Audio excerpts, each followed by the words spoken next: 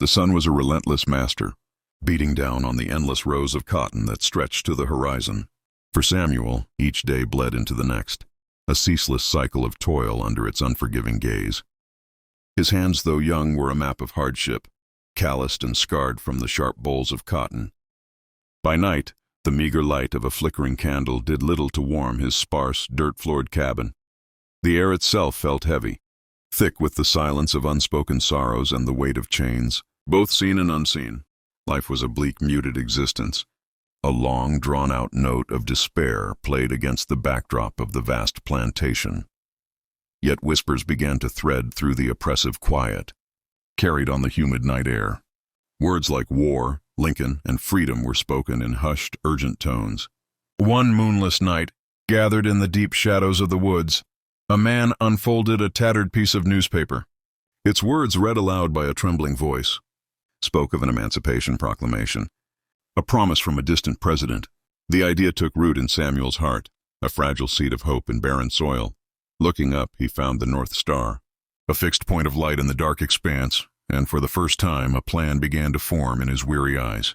Under the cloak of deepest night, Samuel ran. The journey was a blur of primal fear and burning determination. Dense forests tore at his clothes, and murky swamp water chilled him to the bone.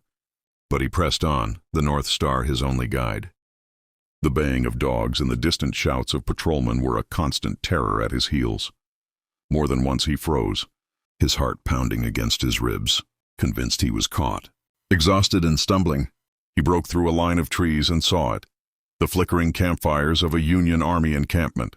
A soldier in a blue uniform approached, not with a whip, but with a canteen of water and a hand of welcome.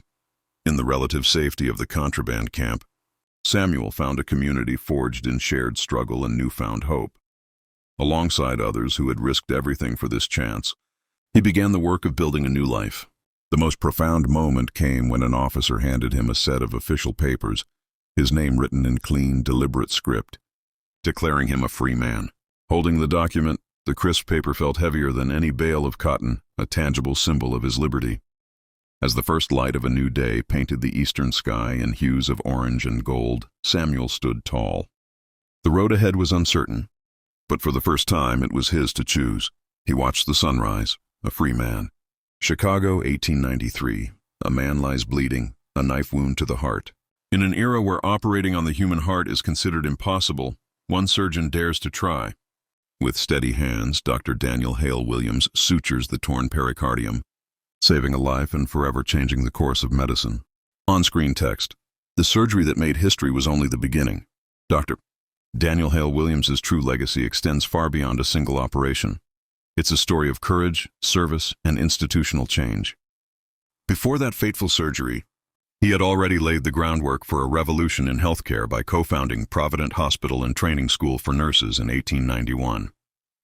It was the nation's first non-segregated hospital, a sanctuary, where black patients could receive care with dignity and where black doctors and nurses could gain the training denied to them elsewhere.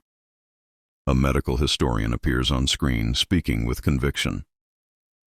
Part of his legacy is that he wanted there to be a safe place, where people could receive quality care and people could be trained to provide that care.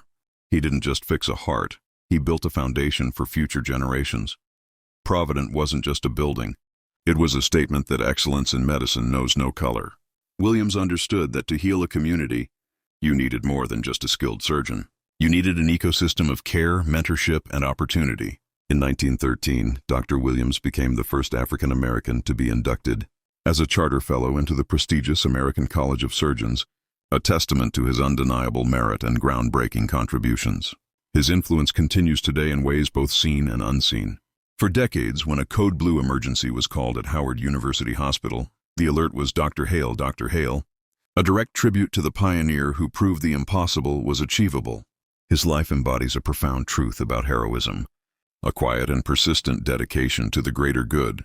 It reminds us that the most significant impacts are often not found in a single moment of brilliance, but in the lifelong commitment to building institutions that uplift and empower others for generations to come.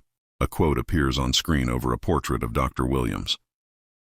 True heroism is remarkably sober, very undramatic. It is not the urge to surpass all others at whatever cost. but the urge to serve others at whatever cost. Arthur Ashe. Born into the cruelty of slavery in 1822, the woman who would become a legend started life as Araminta Ross. A pivotal, brutal moment came when an enraged overseer threw a heavy metal weight at another slave, but struck her instead. The severe head injury caused her a lifetime of debilitating seizures, but it also unlocked something profound within her, powerful, vivid visions that she saw as divine messages, fueling a deep, unshakable conviction to be free. In 1849, guided by the North Star, Harriet made her daring escape. But personal liberty felt incomplete while her family remained in chains. So she went back, again and again, as the most famous conductor on the Underground Railroad. They called her Moses, a liberator who, through immense courage, never lost a single one of the dozens of passengers she guided to freedom. When the Civil War erupted, she served the Union Army as a nurse, a scout, and a spy. In a historic act of valor, she became the first woman to lead an armed assault during the war, the Combahee Ferry Raid, which liberated more than 700 slaves. After the war, she channeled her formidable spirit into the cause of women's suffrage. Even in her old age, her mission of care continued, establishing a home for the aged. Harriet Tubman Ashe's life remains a powerful testament to how one person's courage can change the course of history. Power concedes nothing without a demand. It never did, and it never will. These are the words of Frederick Douglass, a man who was born into the darkness of slavery, but rose to become one of history's most powerful voices for freedom. Born in Maryland around 1818, he was separated from his mother as an infant and witnessed the unspeakable brutality of slavery firsthand. But within that darkness, a flicker of light emerged. Douglass realized that knowledge was his pathway from slavery to freedom. He secretly taught himself to read and write, a forbidden act that opened his mind and hardened his resolve to be free. His spirit was tested when he was sent to a notorious slave breaker named Edward Covey. After months of brutal treatment, Douglass fought back. This fight was a turning point. As he later wrote, "You have seen how a man was made a slave. You shall see how a slave was made a man." In 1838, he made a daring escape to the North, reclaiming his freedom.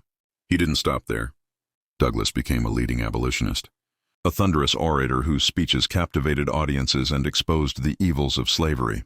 His 1845 autobiography, Narrative of the Life of Frederick Douglass, became a bestseller, turning his personal story into a powerful weapon for the abolitionist cause. During the Civil War, he was a trusted advisor to President Abraham Lincoln, urging him to allow black soldiers to fight for the Union and to make abolition the central aim of the war.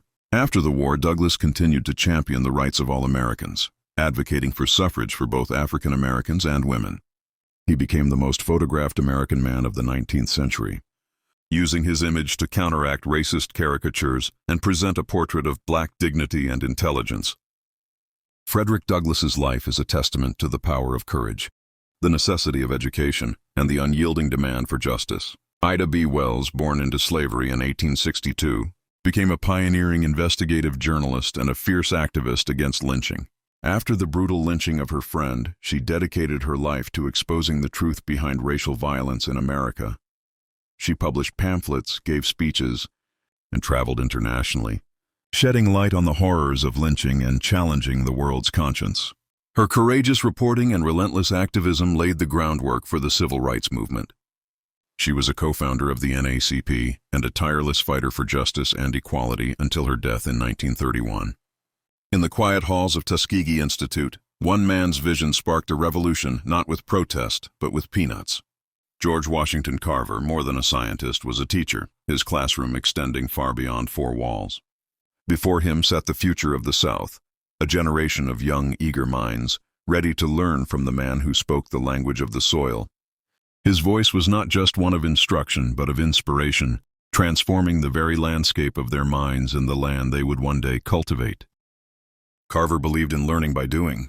He led his students from the lecture hall into the sun-drenched fields, their hands deep in the Alabama earth. Here, the abstract concepts of crop rotation became a tangible reality as they alternated rows of soil-depleting cotton with nitrogen-fixing peanuts and sweet potatoes. His classroom was also mobile. Aboard the Jessup wagon, a horse-drawn laboratory on wheels, he brought his lessons directly to rural farmers. demonstrating how to heal the land and create prosperity from humble crops.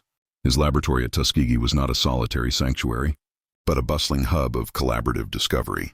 Surrounded by his students, Carver unlocked the secrets held within the peanut and the sweet potato, developing hundreds of new products. He wasn't just conducting experiments, he was mentoring the next wave of innovators, guiding their hands as they learned to see the world not just for what it was, but for what it could become. This shared process of invention was his most powerful lesson in empowerment. Through the students he nurtured, Carver's influence grew exponentially. A montage of their successes tells the true story of his impact. A graduate confidently analyzing soil quality, another meticulously sketching botanical specimens, and another passing on the knowledge to a new group of learners. George Washington Carver's greatest creation was not a product from a plant, but the generations of students he empowered. His legacy is etched not in stone, but in the thriving farms, renewed communities, and the bright minds he set on a path of self-reliance and enduring innovation. Have you ever wondered how a person can completely transform, not just once, but multiple times throughout their life? Malcolm X's journey is a powerful story of profound change, marked by pivotal moments that reshaped his entire worldview. It begins with a dream and a harsh awakening. In a classroom, he shares his dream of becoming a lawyer. But his teacher's response is a cold dose of reality, telling him it's an unrealistic goal for a black man.